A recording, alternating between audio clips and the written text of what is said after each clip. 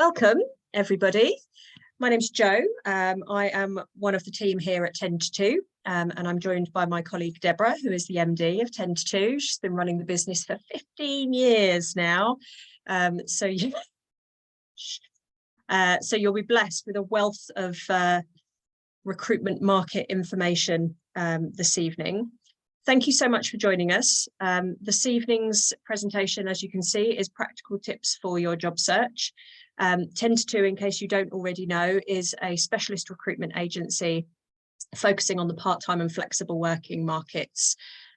We've been established for 15 years now, and we deal with job searches day in and day out. So hopefully we will be able to guide you through this content and answer any questions that you may have. On that note, you will see on your screen there is a Q&A box. If you have questions or comments during the presentation, or we'll have a section at the end specifically for questions, please do jot them in the Q&A box, and we will try and get to them. If we cannot get to them, there's a lot of stuff to get through this evening. So if we run over a little bit, which is quite likely, and we don't get to them, we will come back to you. So your questions are saved. You won't be able to see each other's questions. Only Deborah and I will be able to see that, and you'll be able to see your own questions. But they will be saved, and we will come back to you on them. Similarly, so we will also send you a recording and the slides. So put your pens down. Don't worry about scribbling lots of notes. Just relax and enjoy. And as I said, if any questions come to mind, please do share those. I think that's about it from me. We've got a lot to get through, so I will hand over to Deborah, who will take you through the slides. Over to you, Deb. Lovely. Thanks, Jo, and hi, everybody. Thanks for joining us. I'm going to launch straight into the content here and just touch on what we're going to be looking at. So our agenda this evening, we're going to spend about 30 minutes doing the slides and then allow about 10 minutes at the end for questions. But if you've got a burning question, put it in the Q&A and Jo will pick up on it. So we're going to have a very quick look at the market. Then we're going to spend a chunk of time looking at all the channels that you might or might not want to embark on. We're going to look at processes, which I think is really important when you're starting your job search or in your job search. So understanding what a hirer is going through, and then understanding the key steps that you need to be taking to have a successful journey. And then a quick summary, and then questions. So quite straightforward. So what's going on in the market? Well, there's some interesting stats that have come out quite recently. So the latest ONS figures show vacancies are higher than unemployment, which is at historic lows. So it means the number of workers is restricted, and really it's a candidate market. You know, candidates are in control at the moment. What we're seeing is lots of employers are saying they're finding it difficult to find the talent they need. And in particular, small businesses are saying recruiting staff with the right knowledge and skills is the second biggest issue facing them after rising costs. And if you think how costs are on everybody's minds at the moment, that's really significant. Saying all of that, the research that's just coming through now is sort of saying that that is likely to slow down and potentially reverse in the next couple of months. So we have had this situation where there is this candidate shortage and candidates in control, and the predictions are that's likely to change going forward. What we are seeing on a day-to-day basis is actually the market is overall quite buoyant. We're seeing actually reasonable confidence amongst employers, and given the economic weirdness we've had over the last quarter, we're quite pleased to see that. There is uncertainty in some sectors, and actually you'll see as we go through sector by sector, there's differences, but the candidate shortage varies by sector as well. So tech is one that seems to be a shortage in, hospitality, care sector. What we have seen since the pandemic, in a good way, is flexible working is much more widely understood. So pre-pandemic, we would have to have conversations with employers explaining to them what flexible working actually was, and then persuade them that they might want to consider employing someone in that way. What we've seen now is actually people know what flexible working is, and they are now grappling actually with how to implement it. And the key thing here, when you're thinking about your job search, because I'm assuming most people on the webinar are probably going to be looking for some kind of flexibility. The key thing is that really there's no pattern. Every client we speak to seems to have some kind of different attitude and approach to flexible working. So we are literally seeing everything from, oh yeah, 1 day a month is fine if they want to pop into the office, but it's not that important, through to actually no, 5 days in the office, maybe the occasional working from home, and literally everything in between. The sort of caveat on the flexible working overview is that we are seeing employers thinking about flexible working as where you work rather than the hours you work. So there's still a bit of a hill to climb when you say, what about part-time? 3 days a week, half of them remote, is a harder conversation to have than a full-time role, but 3 days remote. So that's what we've always dealt with as an agency. We understand it. We're very good at persuading clients why they should do that. But just so you know, in your job search, when someone says they're open to flexible working, it doesn't necessarily mean they mean part-time. My however on this is in what we're seeing is that there's always been a gap between what employers are willing to offer or consider and what candidates ask for, whether that be on salary, benefits, working pattern, working hours. And actually what we've seen since the pandemic is that gap is as wide as we ever have. And as Joe said, we've been in this space for 15 years. And we have really quite a big gap where we have candidates saying, actually, I just want to work from home. I'm not interested in traveling. And employers going, no, that's not possible. So what our tip would be is try to not be too rigid about what your requirements are. Obviously you want to meet your requirements, but try and be open and flexible as much as possible, because very often what we see is once you're in a job, things can be moved a little bit from where you started. So don't turn down a great job because you're being rigid about your actual boundaries. Equally, I suppose I should say, don't be so flexible that you realize actually you've taken on something that you can't commit to. So that's the sort of overview of the market. What I wanted to then touch on, which I think is important, and some of you might know this very well, but is the routes to market. So I've split this into formal and informal routes to market, and hopefully you'll get some little pieces of information from this. And if you are brand new to the market and haven't been looking for a job for some time, this will be very useful for you. So if I look at the formal routes first, there's obviously recruitment agencies. We are a recruitment agency. We're a full service agency. And we exist to match candidates to roles that have been briefed to us. So on the surface, it appears we follow a similar process to a job board, but in reality, it's much more focused and a thorough process. I'm going to talk about all these individually further down, but let me just touch on them. Job boards, you'll be familiar with. Online direct, that is where we're talking about you apply direct to a company for a job, and headhunted, where somebody approaches you. And then you have the informal routes, which is very uncommon now, an offline direct approach where you literally go find a company local to you and hand in your CV. And then your own network, which is obviously informal, but still a way people get lots of jobs. So I'm just going to take each of those in turn to help you understand a little bit more about how they work. So as I say, an agency on the surface looks like it works like a job board because you put in an application, but it is actually very different. So it's very focused and thorough when you work through an agency. You've got professionals who all they do is recruitment, representing your interests both to the client, in pitching your skills. So, you should meet Jane because blah, blah, blah. And then if you get through to an offer stage, negotiating on your behalf in terms of hours and salary and location.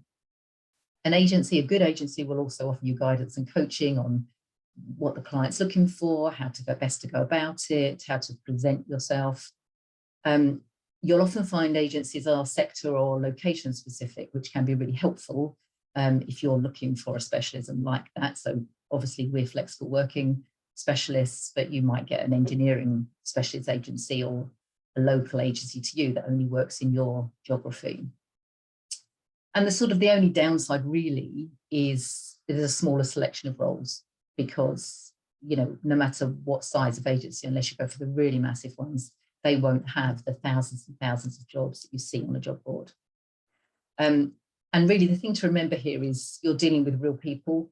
It can be, when you're in this process, you can start thinking nobody's actually looking at me, it's all computer based. And actually with an agency application, a real person will look at your details at some point in the process. So it's reassuring, I always think, to know that.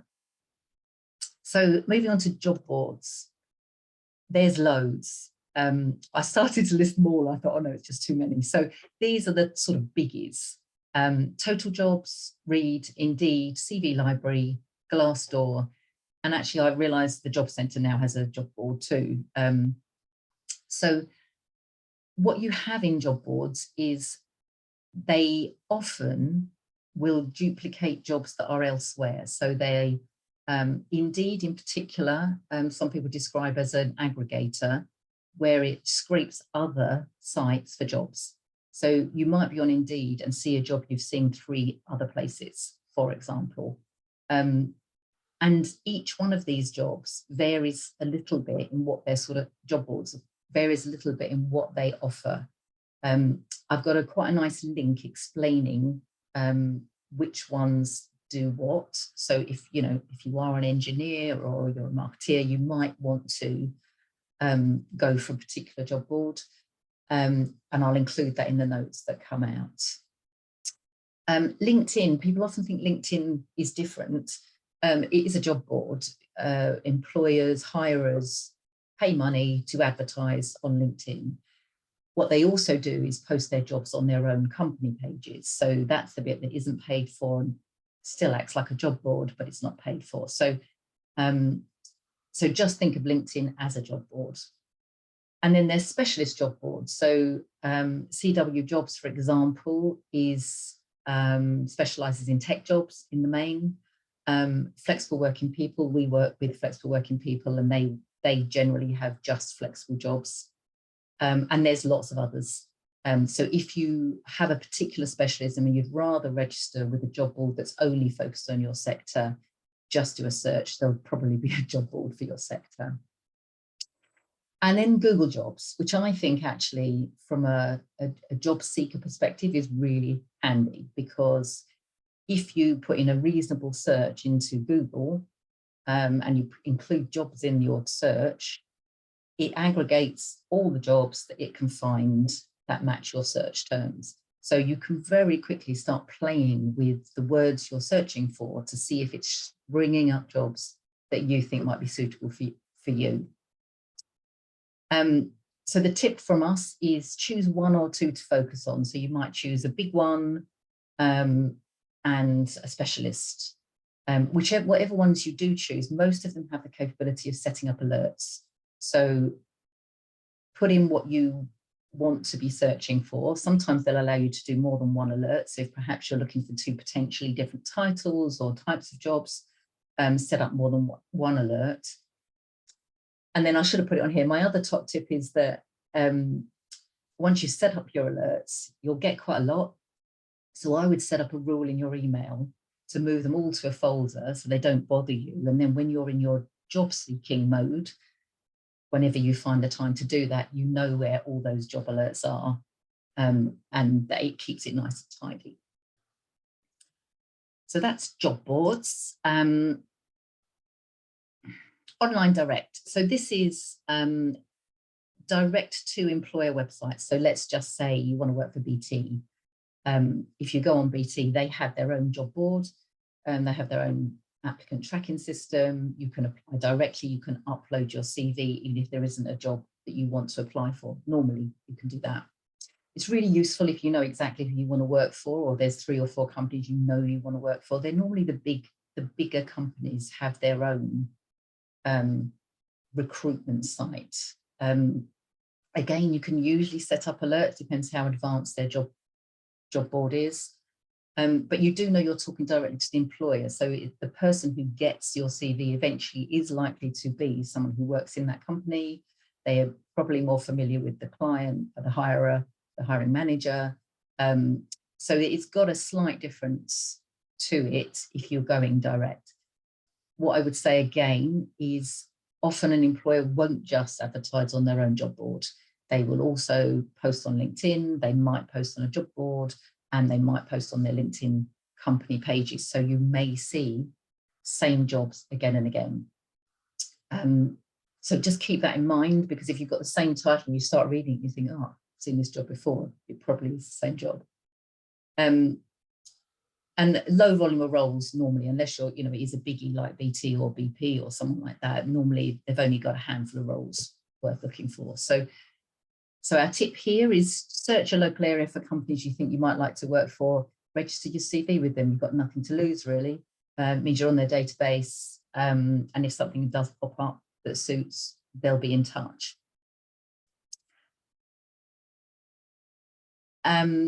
So then the final formal sort of route is being headhunted. And it all sounds very grand. I always think people get, oh, I was headhunted.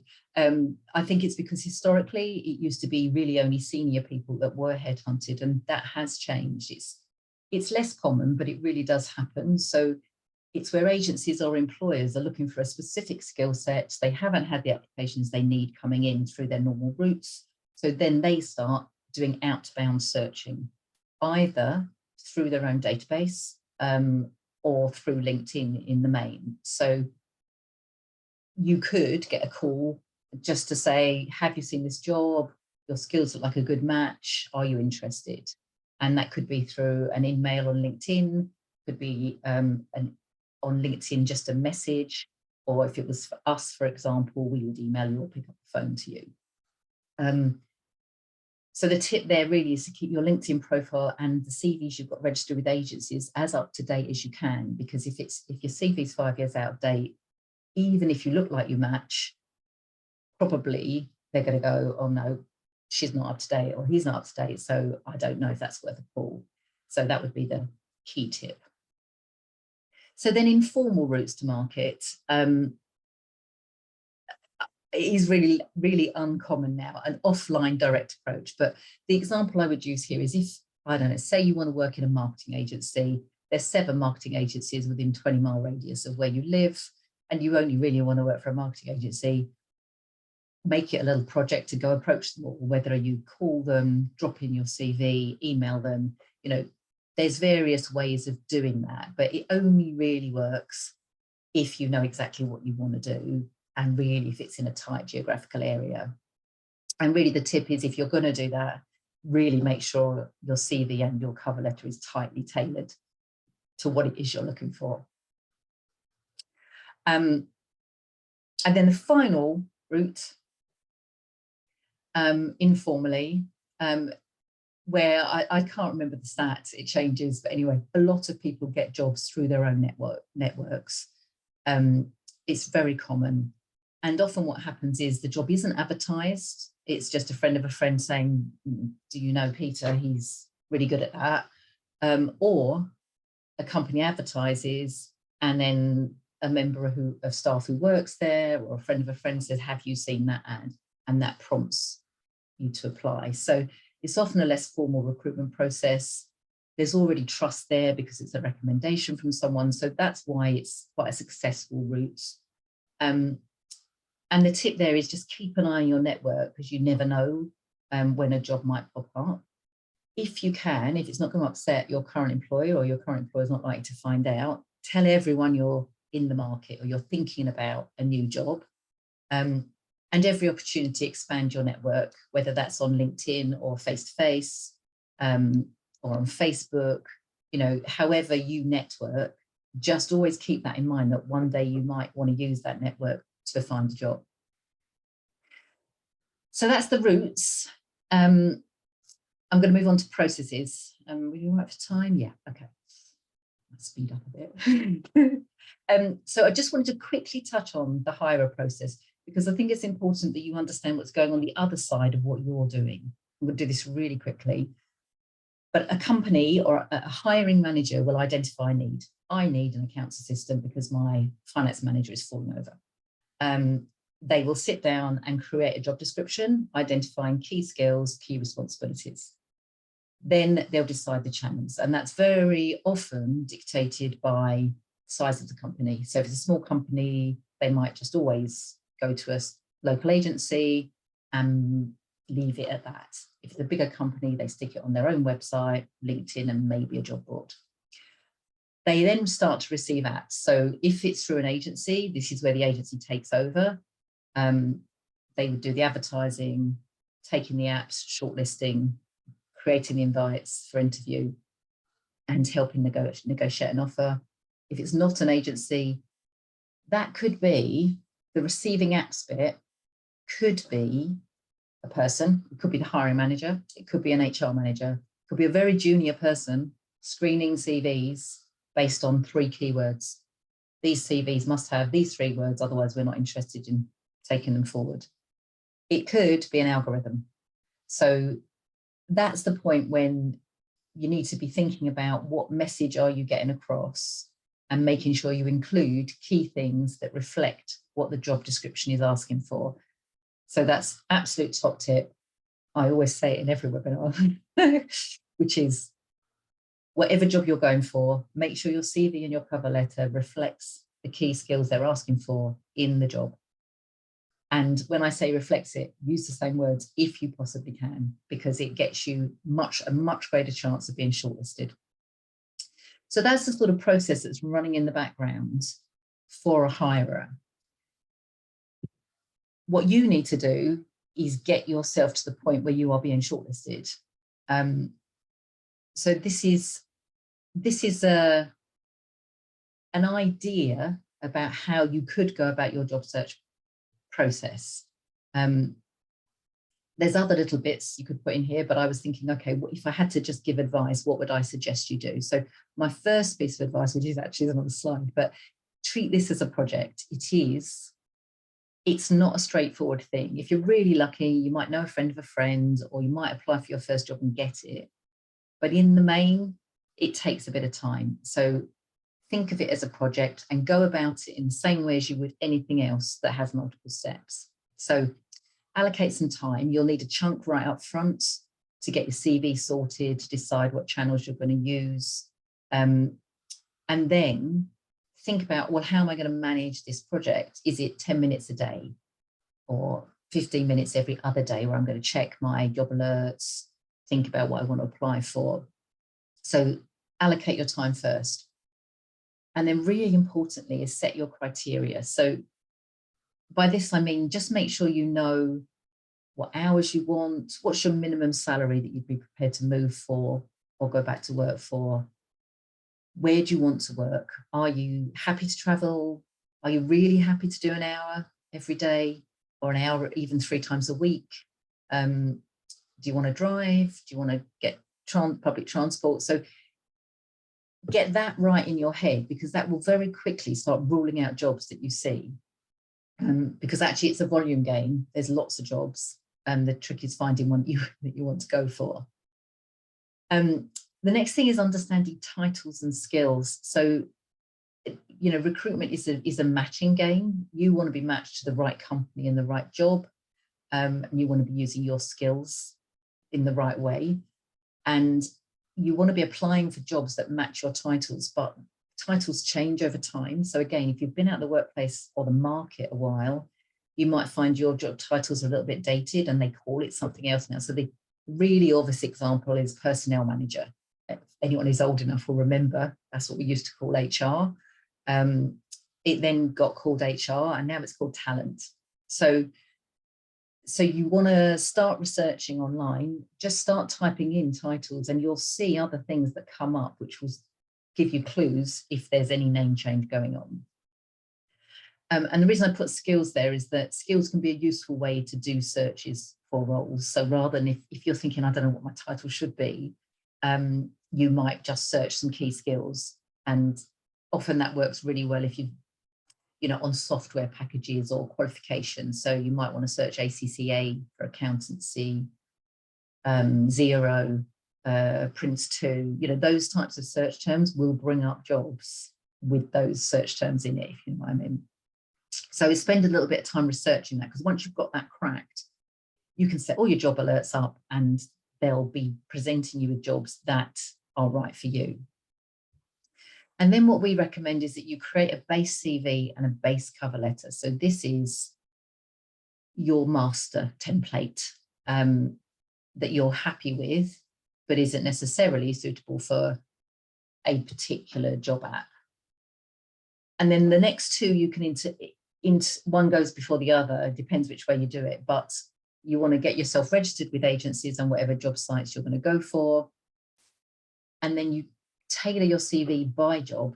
As I've just said, what you want to do is make sure that every job you apply for, your CV matches a little bit better than your base CV. So it might be something really simple, like a change of title and reordering your skills box so that you put the top 3 skills at the beginning of your skills box rather than at the bottom. I always recommend you register with an agency or a job site with your base CV if you haven't got something that's tailored yet, and then keep them updated. It's best not to register without a CV, because it means people can't find you. If a recruiter goes on to, because recruiters go on job boards too, and they can search the candidate database by CV. So if you haven't got one on there, they're not going to find you. It's the same as LinkedIn. Update LinkedIn to reflect your CV. Clients really don't like it. Employers don't like it if your CV doesn't match your LinkedIn profile. And then reach out widely to your network. Tell everybody. Tell everybody who you want to do. And then keep track of what you've applied for. Follow up if you can, if you know who to call or you know who to email. Keep track. I mean, we often call people and they don't remember the role they've applied for, and then you say, "Oh, are you that interested in that role then?" So a little spreadsheet just saying, on this day I applied for this job, have I heard back? And in the whole process, I say this and people always go, yeah, right. Recruitment can turn on a penny. I mean, we do see jobs come in, someone applies, they're a perfect match, they get offered the job in 3 days, but that's not the norm. It does normally take a while. So there is patience required, but equally you do need to be prepared to move quickly when necessary. And within the process, and it is a process, you will be rejected. You'll be rejected. Your CV will be rejected. You might attend an interview and you might be rejected. And what we like to say is that they're not rejecting you personally. Try not to take it personally. I know it feels really personal, but try not to take it personally, because all it means is that the employer has found somebody slightly better skills or experience, and that's why they've rejected you. It's not about you personally. So it's a process. You just need to be positive and keep moving forward. So just to summarize, I'll start on the left. Treat it as a project. I said that your job search will take time and effort, but it will pay off.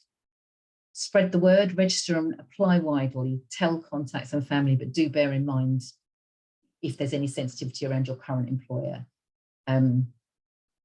Make it easier on yourself from a process point of view. So if you have your base CV and cover letter and you keep track of your applications, you set up alerts and a specific folder, all of those things make it a lot easier to manage the project. And be patient and positive. It's a process and there will be some ups and downs, but it's not personal. There, that's as much input as I could get in half an hour. Thank you very much, Deb. I'm sure that lots of you took a lot from that. I know we're getting quite a few questions coming through. As I said at the beginning, if we don't get to your specific question, then our apologies. We will try and answer general themes and then come back to specific questions in a follow-up. One general theme that does seem to be coming through is about the open to work feature on LinkedIn, and what our thoughts are on it, and whether there is a time period that it's effective for. So whether it kind of notifies people that you are open to work, or whether it's just a stagnant notification on your profile. I don't know if you know the answer to that. I don't know whether I don't think it alerts. So what I would say is, on LinkedIn, there are different packages recruiters can buy. If you're on maybe the super duper expensive one, maybe they get an alert if someone flags that, but I think probably it's unlikely. I think it's a flag that says I'm open to work. And again, what I would say is tick it unless it's going to upset your current employer. And I don't think it matters that it's there if somebody comes back and sees you're still open to work. I don't think that matters. You know, the market is very flexible, people changing jobs all the time. So I wouldn't worry about having it on your account for a long time. We'll check out whether there's an alert on the super duper package. We can put that in the notes that go out. And just from a practical point of view, we have often resorted to but we've used headhunting and used LinkedIn for headhunting, and it's actually very valuable if you have got that marked on your CV or on your profile, because it means that you're open to being approached as well, which sometimes you're not too sure about whether people would be accepting of a conversation or not. So as Deb said, as long as it's not going to upset anybody or put you in an awkward situation, then I think tick. Just going through, there's a question coming through saying, can agencies help you put your CV together, especially if you've been out of the market for a long time? Or is there anywhere that you could recommend if agencies can't support you? It's so funny because I know Jo can answer all these questions as well as me, but I'll answer it. So the answer is yes. But if you really are a blank sheet of paper and need a lot of support, there are people who do that for quite reasonable fees. There is a lady, Jackie, her name is, I'll include her on the notes if you wanted to look at doing that. If you have a CV and you want to give it to us a comment, that's fine, but we don't have the time to sit down and literally start from scratch with you, but we can send you some guidance on how to go about it. So that's a sort of a half yes from us, but there are definitely people who can help. There's quite a few questions coming through about pivoting careers. So whether that be your discipline or your sector. One specific person saying that they've worked in education the majority of their career and they'd like to move across to corporate. Obviously, a traditional CV might not do the job. Have you got any thoughts on how candidates can utilise different types of CVs to achieve these changes? Yeah, this is a bit controversial. Listen, it's not controversial, but you'll get different advice from different people. So in my view, going down away from a traditional CV is not helpful. Recruiters and hiring managers tend to be very used to seeing a standard formatted CV. That's what they look for, that's what they expect. So it creates much more work to try and work out from a skills-based CV how to match that to the job. So my advice would be you do a hybrid version. So you follow the same format as a standard CV, but you potentially, it's quite hard to just explain without a diagram, but you potentially either change your dates so that you've got more relevant experience up front, even though it might be an older assignment, or you make your key skills box quite bold. And so it's not just a skills-based CV. You've got your personal profile, your key skills, and then you justify why you're applying for the job through explaining the key skills, but still against your jobs.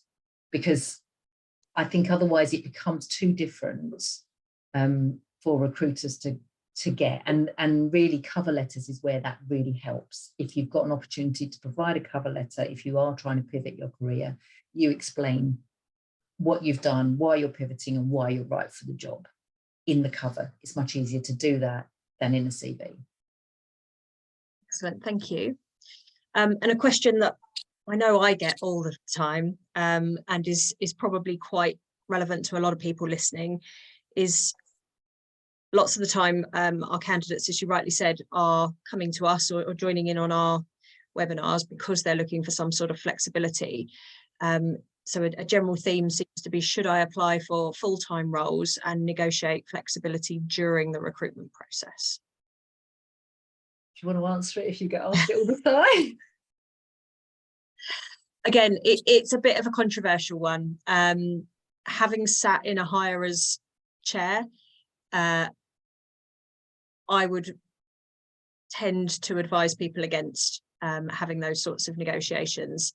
I think most organisations who are open to flexibility, whether that be flexibility in your location or in your hours of work, will mention that in their advertising, or they will come via an agency such as Ten2Two, who specialise in such things.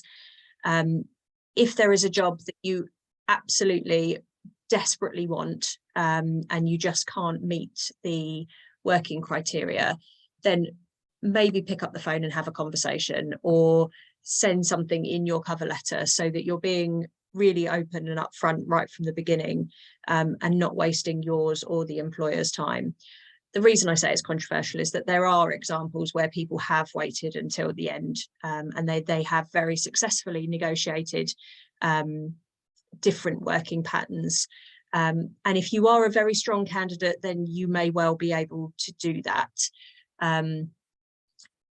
But I think that the benefit of coming through an agency like Ten2Two, or being very upfront, as Deb said, about what it is that you're looking for in the first place, means that there's no risk of wasting anybody's, including your own, time in the process. Questions wise, I think that we've covered most of the main themes. There are a few relatively personal questions coming through that I won't ask Deb to answer. As I said, we will come back to people on some of those more personal areas. If anyone else has got anything they would like to ask, if they want to pop it in the Q&A, that would be great. Can I just, there was a question pre-webinar, which I did touch on, but I'll just go over it again. Somebody was saying that they had the thing about the titles where their previous title wasn't matching current titles, and they were searching on job boards and just getting lots and lots of irrelevant stuff. And all I would say there is the key skills search is a really good tool for that. So if you're struggling with getting jobs presented to you that you think are matching what you're looking for, aren't matching what you're looking for, try key skills searching and see if that works. On LinkedIn in particular, you can filter by quite a lot of things. So it's a good place to start. We've got a great question come through here, and one that I think is becoming ever more important. Company's culture is really important to me. How can I find out about a company culture before taking on the job? Really good question. Okay, that's too hard. Yeah. No, it's a really good question. I mean, what I would say is, well, there's a couple of things. So if you're working through an agency, the agency is likely to know the company. They're likely to have placed it before. They're likely to know the manager, the hiring manager, or other members of staff there quite well. So that's like a third-party view. So what I would say is agencies can be very helpful in that respect. Glassdoor is a place you can look, if it's a bigger company, for previous employees' views. There's lots, again, there's controversy over that because people tend to, it's a bit like bad reviews on TripAdvisor. You tend to get disgruntled employees writing reviews rather than happy employees. So, but it does give you a bit of a sense of a culture. And the other thing I would say is that if you have been offered a job that you asked to go and spend an afternoon, you just say, could I come and meet my manager or meet the team or spend a couple of hours in the office? So you accept the job sort of subject to, A bit like you'll be made a job offer subject to references. It's a quick check. I mean, you're never going to know, unfortunately. It's never going to be a guarantee. But the more people you meet, and if you can be in the office with people, the more likely you are to get that sense, that intuitive sense about whether it's for you. Absolutely. There's also some questions you can ask during the recruitment process. We find that a lot of candidates, they prepare themselves very, very well with giving examples of their work and answering competency-based questions, and they forget about the fact that this is a two-way process. You know, the interview is very, very much an opportunity for you to ask them questions. And those questions can be about the culture and the wider organisation, not just the specific role that you're going for. So really, really utilise those processes to make sure that you're well armed to make a decision. We're at time, Jo, just to say. Oh, sorry, everybody. We will come back to all of your questions. Thank you so much for joining us, and thank you, Deb, for all of that really useful information. Here at 10-2, we love speaking with people. So if any of you want to pick up the phone and have a conversation about any of your specific job search hurdles, then we'd be more than happy to speak with you.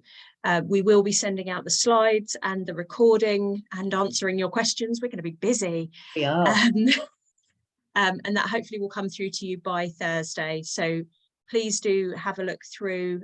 We will be asking for your feedback. It's really, really important to us that we get these webinars right. You know, we want to be able to support you guys as much as possible in finding that ideal job and securing that ideal job. So any feedback that you have would be gratefully received. Thank you again so much for joining us, and enjoy the rest of your evenings. Thanks, Jo. Bye. Bye.